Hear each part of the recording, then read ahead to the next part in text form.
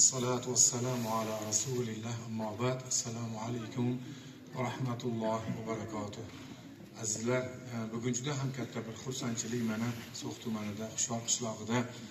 Bu yerda muhtaram hokimimiz mana aytib o'tishdi, ko'plab bir xayrli ishlarini boshlangan ishlarni davomli bo'layotganligini, kelajakdagi bo'layotgan mana rejalar haqida juda ham katta bir xursandchilik. Bu yerda mana ko'pchilik ko'p gaplarni albatta gapirdilaringiz, yetkazdilaringiz.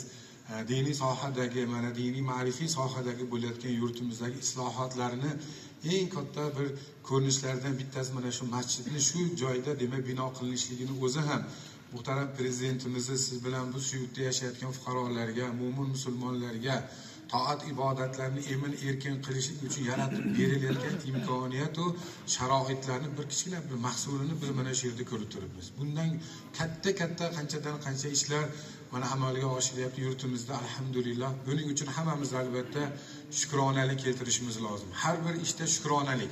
Bu masjidni bino bo'lishligi o'zidan o'zi emas. Imom xatibimizning hammani sa'y harakatlari, hukumat vakillarini, boshqa mutasaddi idoralarni hammani bu masjidda hissasi bor. Kimdir o'sha ma'naviy jihatdan, kimdir o'sha ko'makni berib moddiy jihatdan qanday bo'lmasin, shu masjidni bugun siz bilan biz o'sha mo'min musulmonlarga toat ibodat maskani bo'lib o'sha xizmat qilishlik uchun ochilishidagi xizmat qilganlar bor. Barchalariga ham Alloh taolo o'zi kasblarida, ishlarida Alloh muvaffaqiyat ato qilsin. Alloh sizlarga bu masjidni muboraklik qilsin.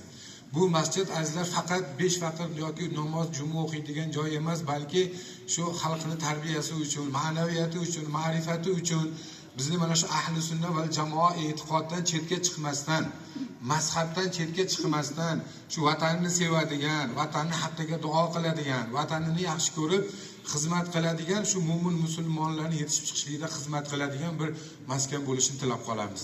Alloh taolo barchalaringizga muboraklik qilgan bo'lsin.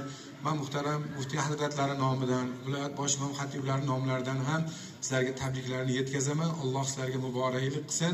Tinchlik, omonlikda, xotirjamlikda mana shunday go'zal, bundan ham yaxshi bir maskanlar, yanada bir go'zal yurtimizni obod bo'lishligida xizmat qilib, yurt ravnaqiga xizmat qo'yishligini Alloh barchamizga nasib etsin. Sog' bo'linglar, salomat bo'linglar.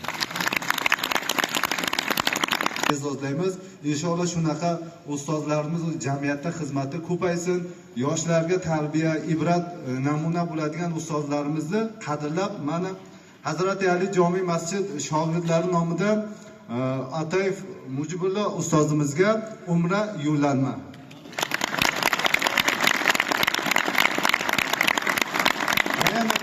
Domlamiz Kamolov Vohidxon domlaga ham necha yildan beri So'x xalqiga xizmat qilyapti. Domla sizga.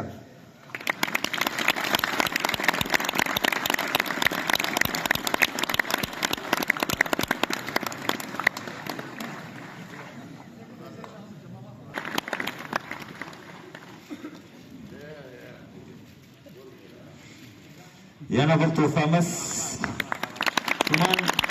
tuman ichki ishlar bo'limi boshlig'i Rahimberdiyev Qosimjonga marhamat.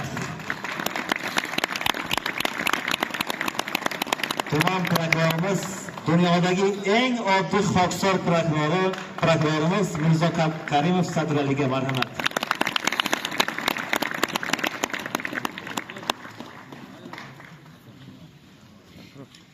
Yana tuhfalarimiz bor. Hoji Vohidxon Kamolovga marhamat.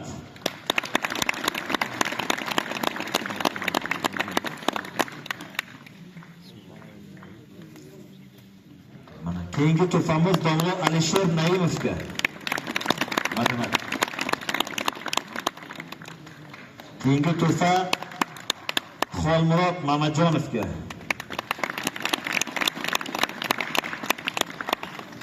Keyingi tuhfamiz Rahimjon domlaga marhamat. Chatonlarimiz bor, shu yerda mehnat qilgan insonlar. Shodiboyev Narziboy marhamat.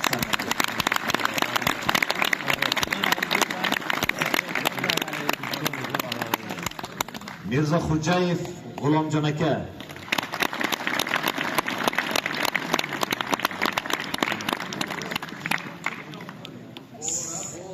Sanginov Yunusjon, raisi mahalliy faqir. Marhamat.